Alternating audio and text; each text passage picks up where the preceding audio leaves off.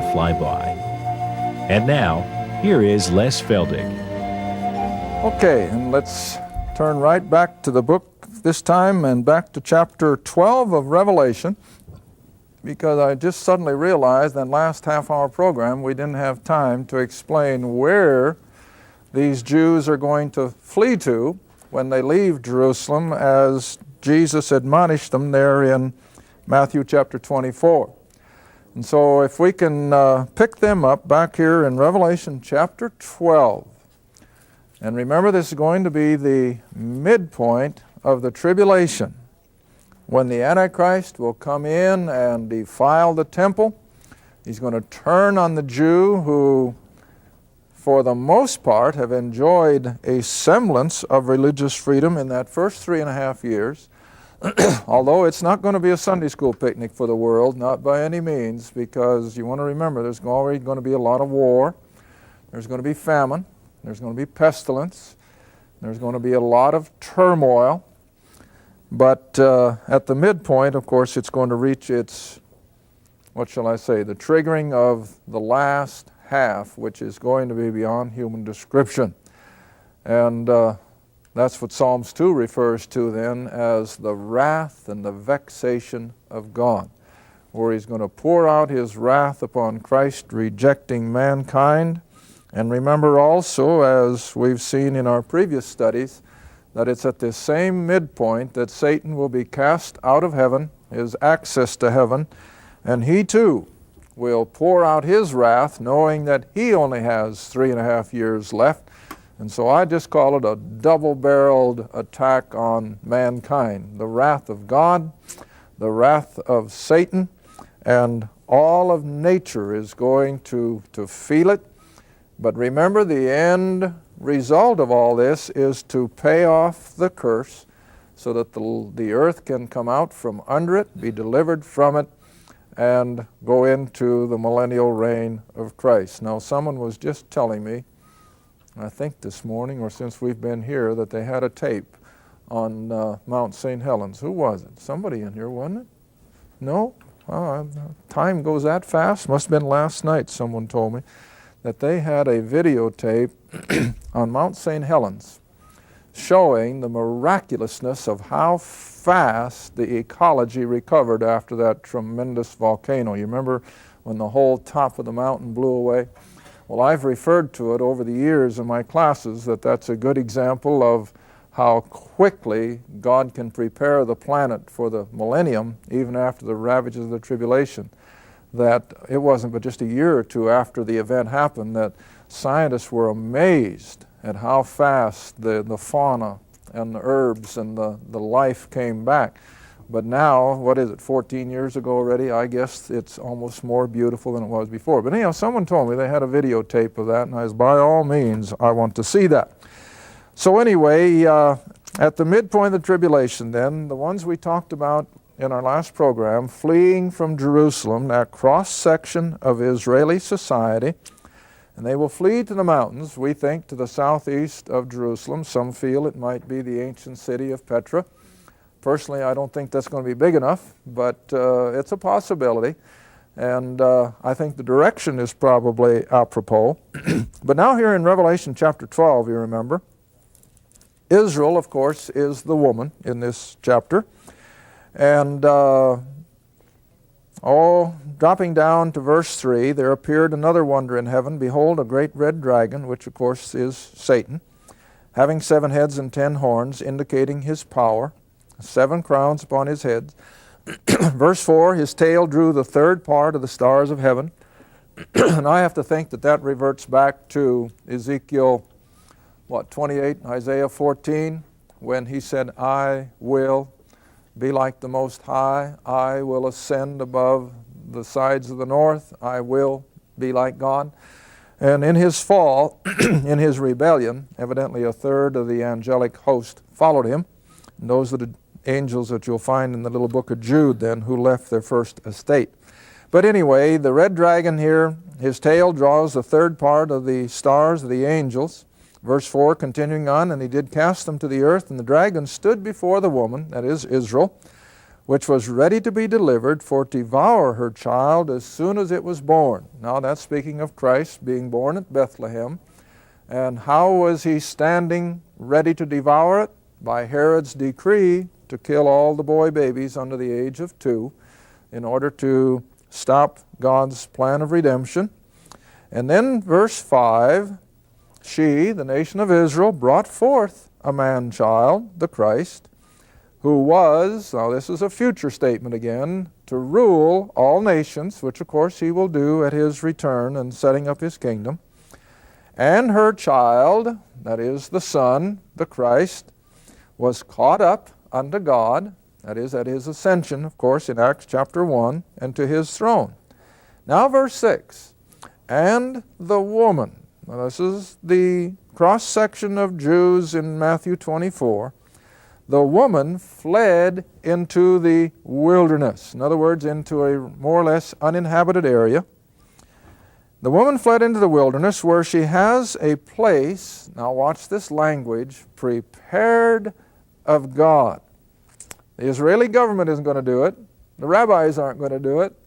But God is. And he's going to prepare a place for this escaping remnant that they should, that is the Godhead, that's why the plural pronoun they, that the Godhead should feed her, the remnant, 1,260 days. That's 3.5 years. So here you have the remnant of Israel having escaped in a place where God is going to protect them. He's going to provide all their needs. Now, remember I said in the last program, all of this is a direct parallel with the Exodus from Egypt. And just as surely as God providentially and miraculously brought the nation out under Moses, took them into the wilderness, and what did he do? Provided all their food needs, provided their water, their shoes didn't wear out, their clothes didn't wear out, and he sustained them there for that 40 years. Well, if he could do that with several million people and all their livestock for 40 years, then I have no trouble believing that he can do it with a smaller remnant for 3.5. And so he will totally protect them from all the ravages that will be going on around them. Miraculously, that little portion of the planet won't come under the upheaval of the volcanic earthquake activity that will be taking place everywhere else, but they're going to be in total safety, in security, for 3.5 years. Then you come across the page, at least in my Bible, to verse 13. And when the dragon, Satan, but we have to understand that it's at this same midpoint that Satan indwells the man Antichrist. At the crucial point. Now just reflect back a moment, those of you who know your Bible. When did Satan indwell Judas? What particular moment? Do you remember? It was at a crucial moment when Satan entered in. Well, you remember they were up there at the Last Supper in the upper room? And Jesus said, one of you will betray me. Remember the setting? And when Judas said, is it I? What did Jesus answer? You've spoken. What happened? Satan entered into him. And from that moment on, Judas then became an instrument of Satan. That's why he was able to betray him in the garden. And of course, and then when he tried to resist the power of Satan and throw the silver at the feet of the priests there at the temple, what happened? Well, I'll explain that more in detail if we have time to go into the book of John a little bit before we go to Acts. But see, the language is kind of confusing. In one scripture it says that he went out and hung himself, but in another place it says that he fell headlong and his innards actually gushed out. Well, now, that doesn't equate, does it? But I think what really happened when he tried to rebel against Satan, Satan actually just almost exploded the man. In fact, the language is such that he was catapulted. And as he was catapulted, of course, he burst asunder, as it says in one, but I think as a result of it, he ended up hanging on a pole. And so Scripture was fulfilled that he hung himself, and yet he fell headlong and burst asunder. And that was because of the power of Satan as it was leaving Judas. But anyway, we have the prelude of this, that Satan can indwell a man, and he will, this man Antichrist. He will just literally indwell him. And from that point on, everything the Antichrist says and does is going to be a word and an act of Satan himself. All right, so here we have the midpoint now. Satan has indwelt the man Antichrist. He becomes almost what you can call a superhuman being. And when he saw, that's why the language is the way it is, when Satan, through the man Antichrist, saw that he was cast unto the earth, he persecuted the woman, that is Israel, who brought forth the man-child. And then verse 14, and to the woman, this remnant of Israel now that's surviving. Remember, all the rest, I think, from Zechariah are going to lose their lives. But now this remnant of Israel are given 2 wings of a great eagle. Now, we covered all this several weeks or a few months ago. The American Air Force, the NATO Air Force, is not going to come in with helicopters and pick up these Jews and transport them. It's going to be a supernatural walk. They're going to go out on foot, albeit I think that somehow or other God is going to transport them along, even as I have to feel he did with Israel under Moses. So they were given 2 wings of a great eagle, that she might fly into the wilderness, into her place, the one that was prepared of God, where she is nourished, taken care of, sustained, for a time, singular, 1 year, and times, plural, for 2 years, that's a total of 3, and for another half a time, so we got 3.5 years. Just exactly what it said over in verse 6, that the Godhead would feed her there for 200 or for 1,203 days, or 3.5 years. They're perfect in their alignment. All right? And so she is given the wings of a great eagle, and she's going to be nourished and taken care of for 3.5 years. And then verse 15 backs up a little bit, that when the serpent, or the Antichrist, casts out of his mouth water as a flood after the woman, that he might cause her to be carried away or to be destroyed of the flood. Now, the language, of course, here is rather hard to understand unless, again, you flash back to the Exodus out of Egypt. As Israel was leaving Egypt under Moses, just as soon as word got to Pharaoh that indeed these Jews were all leaving, what command did Pharaoh put out? Destroy them. And so he sends his army. Now, I know Cecil B. DeMille shows Pharaoh at the head of it. Maybe he wasn't, but he wasn't. I don't know. But anyway, the Egyptian army goes after these Israelis who are escaping. But what happens to the Egyptian army? Well, it's engulfed in the Red Sea. You know the account. Now we're going to have a perfect analogy of the Exodus from Egypt and this escaping remnant in almost all the details. Here again, just as soon as word gets back to the authority, this time not the Pharaoh but the Antichrist, he too will send out a command to some armed force to go out and destroy every last one of those Jews. That's the flood. So he sends a flood out of his mouth. Now it's symbolic language, for he merely sends the command to destroy those escaping Jews. Now, just like the Red Sea covered Pharaoh's army and his chariots, so God is going to do something in like manner here. Only instead of using water, he's going to open the earth, because remember, we're going to have a lot of earthquakes about this time. And it's not going to be anything unusual at all. And so what happens? The earth, verse 16, helped the woman, that is, this escaping remnant of Jews, that he might cause her, verse 16, and the earth opened her mouth and swallowed up the flood, that armed force, whether it's a regiment or whatever, that is pursuing these Jews. The earth will just open up by virtue of earthquake or whatever, and it swallowed up the flood, or this armed force, which the dragon from Jerusalem had commanded to destroy them. Now you got that perfect parallel. Pharaoh was drowned in the Red Sea, and Israel came out on the other side untouched. The Antichrist sends his army after the escaping remnant of Jews. The earth opens up, buries every one of them.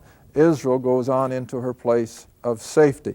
Now, the reason I use this constant parallel is because, now look at verse 14 a moment, look at the word, that to the woman were given 2 wings of a great eagle, that she might fly. Now come back to Exodus chapter 19, as we have done more than once before, even on the program.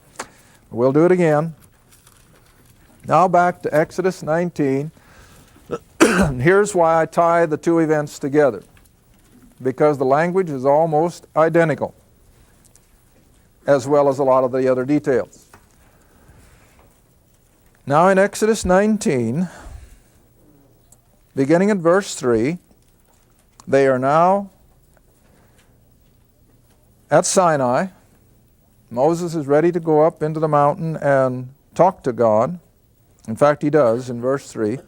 And Moses went up unto God, and the Lord called unto him out of the mountain, saying, Thus shalt thou say to the house of Jacob, and tell the children of Israel.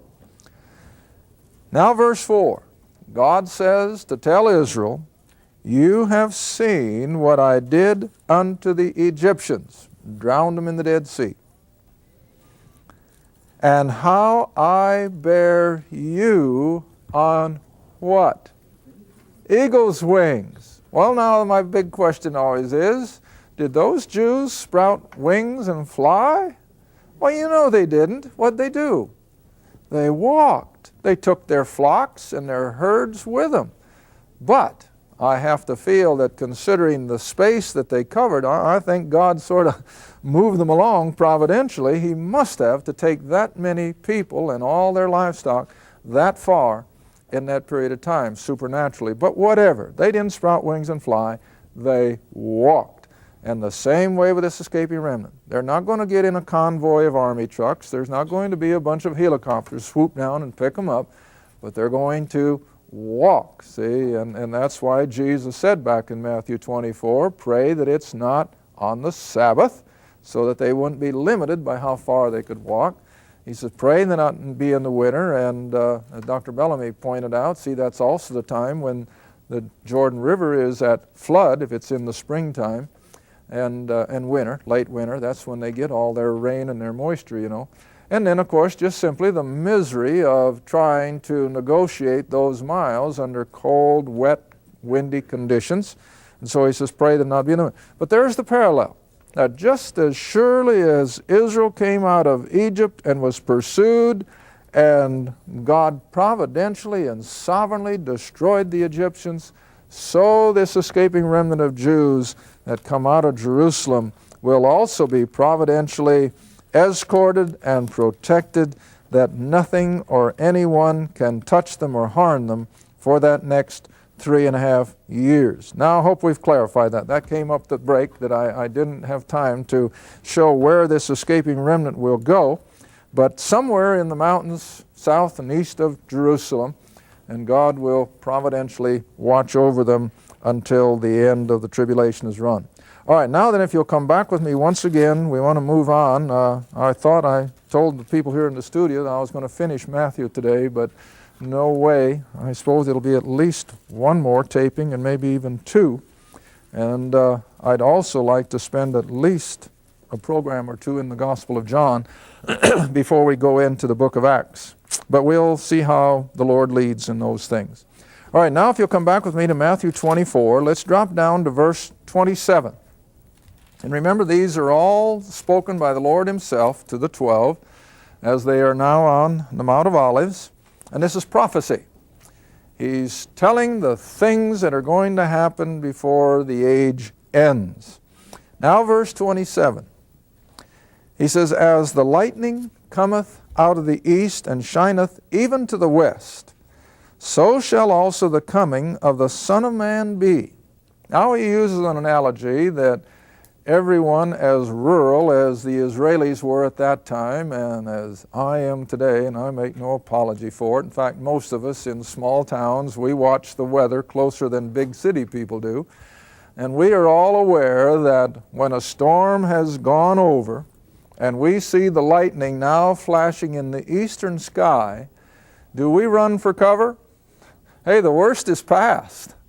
Because see, once your storm is in the east, it's not very apt. It has happened once or twice in the 20 years I've been in Oklahoma that it has backed up from Arkansas and come back over. But under normal weather patterns, everything moves from west to east, southeast to northeast, whatever. And so Jesus, the climate in Israel is identical to ours. In fact, those of you who aren't aware of the geography, you want to remember that Jerusalem is at the same latitude as Waco, Texas. And the temperature and everything is almost the same as Texas. And so Jesus is using weather analogy that they all understood. That when you see lightning in the east, you know the storm is past. Well, what's the storm he's talking about? The tribulation. See, it's over. It's done. It's gone. All right, so he says, even as that's the way it is in weather, so it will be in these spiritual events, that when the tribulation is past, the storm is over. Then he says, verse 28, for wheresoever the carcass is, there will the eagles be gathered together. That's the cleanup after all the carnage of Armageddon and all the other things that have taken place. And then verse 29, immediately, what's the next word? After, see? Immediately after the tribulation of those days shall the sun be darkened, the moon shall not give her light, the stars shall fall from heaven, and the powers of the heavens shall be shaken. And then, see, there's the time word, and then shall appear the sign of the Son of Man in heaven, and then shall all the tribes of the earth mourn, and they shall, what's the next word? See. Now I think at the rapture it's going to be a silent, unknown event. The world isn't going to know that we've gone. It's going to be instantaneous. It's going to be silent. There's going to be no trumpet sound that the world will hear. But here at the second coming, the survivors, now there won't be all that many, but there will be survivors, and we'll touch on them if we have time. The survivors this time are going to see him. They're going to see his glory. They're going to see him coming here at his second coming. And they're going to see the Son of Man coming in the clouds of heaven with power and with great glory. He shall send his angels with a great sound of a trumpet, and they shall gather together his elect from the four winds, from one end of heaven to the other. And again, remember, Isaiah says that there will be a few survivors of the tribulation all around the planet. They're going to have to be gathered. Now, the point I like to make again, as I've been making for the last several programs, if not months, is there anything in here of church language? Not a word. Not a word. Jesus didn't know? Oh, of course he knew. But what was it? Kept secret. He's kept secret. And he does not divulge anything about 1900 and some years that Israel is not going to be involved. But this is all Jewish. Everything he says is regarding the nation of Israel. And so indeed, as soon as the tribulation has run its course, part and parcel of those final hours will be that the sun and the moon are going to be affected. Now let's turn over to Acts chapter 2. I want you to see how that Peter is in perfect accord with the Jewish program, and that he doesn't know anything else. As a rule, you know, when I've had time, I don't know if I'm going to have time this time, I doubt it. I'll put the timeline on the board with regard to the Old Testament program out of Psalms chapter 2. And you remember how I've laid it out, that Psalms chapter 2 speaks of the Old Testament prophecy being fulfilled with the coming of the Messiah. They crucify him. He's resurrected. He ascends back to glory to sit at the Father's right hand. And then the nations would go into derision. And then would come the wrath of God. And then would come the kingdom. That's all in Psalm chapter 2. What did I leave out? 1900 and some years of the church age. Why did I leave it out? Because the Old Testament does. It's not back there. Because they didn't know anything about a 1900-year period of grace. They just saw all these things coming down as it was prophesied. Now, in Acts chapter 2, Peter is in the same boat. Peter is in the same mode of language that Jesus is using. And he's quoting out of Joel, an Old Testament prophet. In Acts chapter 2, verse 15. For, Peter says, these are not drunken. Now remember, they accused these Galileans of having had too much wine, and because of that they were able to speak in all these languages, you know. And Peter says, no way. They're not drunken. It's only 9 o'clock in the morning. Verse 16, but this is what? That. Now what does that mean? Just what it says. This is that. And what's he pointing back at when he says that? The prophecies of Joel, see? And so he says, this is that which was spoken of Joel the prophet. And here he quotes word by word out of Joel. And it shall come to pass in the last days, saith God, I will pour out of my Spirit upon all flesh. Your sons and your daughters shall prophesy, your young men shall see visions, your old men shall dream dreams. On my servants and on my handmaidens I will pour out in those days of my Spirit. Now that's Joel writing prophecy. At some future day it would happen. Had this happened the day of Pentecost? Sure. These things have happened. The Spirit came and they began to prophesy. And they had the special gift of the languages. Absolutely. But now read on. Peter doesn't stop there like Jesus would have when he was reading in the synagogue in Luke 4. See, Jesus stopped when he came to the end of his ministry, and he didn't continue that verse in Isaiah that spoke of the coming tribulation in the kingdom. But now Peter doesn't know, and so what does Peter do? He goes right on with that prophecy as if this is the way it's going to happen. All right, verse 19.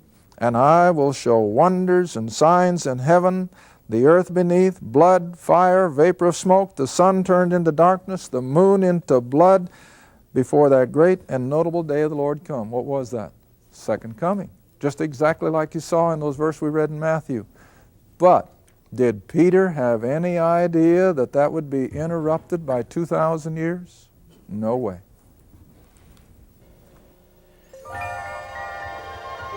Thank you for watching Through the Bible.